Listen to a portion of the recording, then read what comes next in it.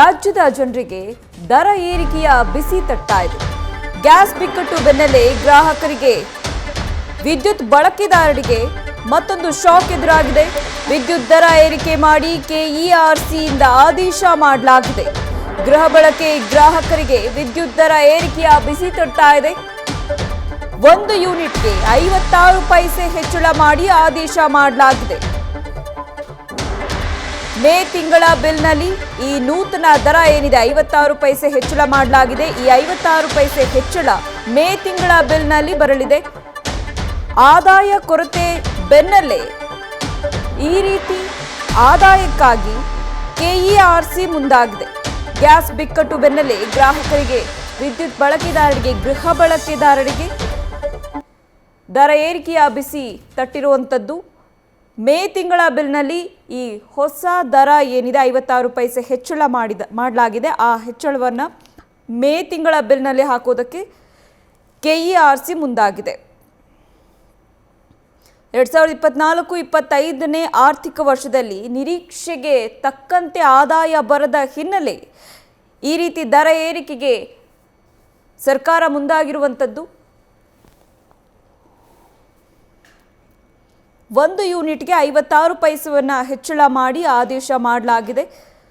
ಗೃಹ ಬಳಕೆ ಗ್ರಾಹಕರಿಗೆ ಇದರಿಂದ ತುಂಬ ಎಫೆಕ್ಟ್ ಆಗುತ್ತೆ ಅಂತ ಹೇಳಲಾಗ್ತಾ ಇದೆ.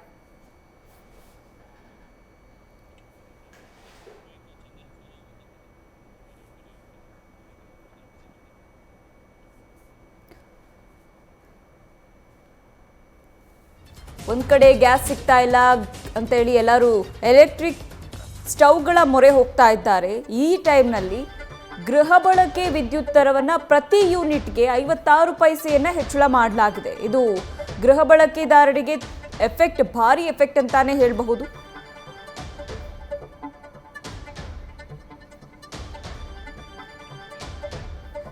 ಈ ಬಗ್ಗೆ ಮತ್ತಷ್ಟು ಅಪ್ಡೇಟ್ ಕೊಡ್ತಾರೆ ನಮ್ಮ ಪ್ರತಿನಿಧಿ ಚಂದನ, ಏನಿದೆ ಅಪ್ಡೇಟ್ಸ್?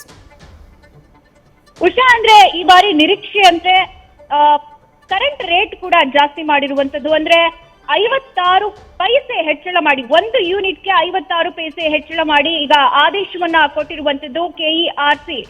2068 ಕೋಟಿ ಕೊರತೆಯನ್ನ ಗ್ರಾಹಕರಿಂದ ಸಂಗ್ರಹಿಸೋಕೆ ಪ್ಲಾನ್ ಮಾಡಲಾಗಿತ್ತು. ಅಂದ್ರೆ ಒಂದ್ ರೀತಿಯಲ್ಲಿ ಕಳೆದ ಕೆಲ ತಿಂಗಳುಗಳಿಂದ ಚರ್ಚೆ ಆಗ್ತಾ ಇತ್ತು, ವಿದ್ಯುತ್ ದರ ಏರಿಕೆ ಆಗತ್ತೆ, ಶೀಘ್ರದಲ್ಲಿ ಏರಿಕೆ ಆಗತ್ತೆ ಅನ್ನುವಂತ ಮಾತುಗಳು ಕೇಳಿ ಬರ್ತಾ ಇತ್ತು. ಈ ಬೆನ್ನಲ್ಲೇ ಇದೀಗ ಏಕಾಏಕಿ 1 ಯೂನಿಟ್ಗೆ 56 ಪೈಸೆ ಹೆಚ್ಚಳವನ್ನ ಮಾಡಿ ಆದೇಶವನ್ನ ಹೊರಡಿಸಿರುವಂತದ್ದು. ಅಂದ್ರೆ ಒಂದ್ ರೀತಿಯಲ್ಲಿ ಗ್ರಾಹಕರಿಗೆ ಏಕಾಏಕಿ 3-4 ರೂಪಾಯಿ ದರ ಏರಿಕೆ ಮಾಡೋದಕ್ಕಿಂತ ಪ್ರತಿ ವರ್ಷ ಏಪ್ರಿಲ್ ನಲ್ಲಿ ಒಂದಷ್ಟು ದರ ಏರಿಕೆ ಮಾಡಿ ಗ್ರಾಹಕರಿಗೂ ಕೂಡ ರಿಲೀಫ್ ಅನ್ನ ಕೊಡುವಂತದ್ದು, ಮತ್ತೊಂದ್ ಕಡೆ ಆದಾಯ ಸಂಗ್ರಹಣೆಗೂ ಕೂಡ ಇದು ಹೆಲ್ಪ್ ಆಗ್ಬೇಕು ಅನ್ನುವಂತ ನಿಟ್ಟಿನಲ್ಲಿ ಪ್ರತಿ ವರ್ಷ ಏಪ್ರಿಲ್ ನಲ್ಲಿ ವಿದ್ಯುತ್ ದರವನ್ನ ಹೆಚ್ಚಳ ಮಾಡೋದಕ್ಕೆ ಒಂದ್ ರೀತಿ ನಿರ್ಧಾರವನ್ನ ಮಾಡಲಾಗಿತ್ತು. ಅದರಂತೆ ನಿರೀಕ್ಷೆಯಂತೆ ಕೆಇಆರ್ಸಿ ಬರೋಬ್ಬರಿ 1 ಯೂನಿಟ್ಗೆ 56 ಪೈಸೆ ಹೆಚ್ಚಳವನ್ನ ಮಾಡಿ ಇದೀಗ ಆದೇಶವನ್ನ ಹೊರಡಿಸಿದೆ.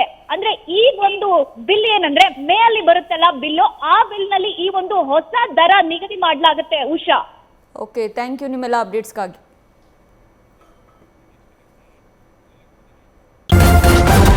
ನ್ಯೂಸ್ ಫಸ್ಟ್, ನಿರ್ಭೀತಿಯಿಂದ ನಿಮ್ಮ ಪರವಾಗಿ.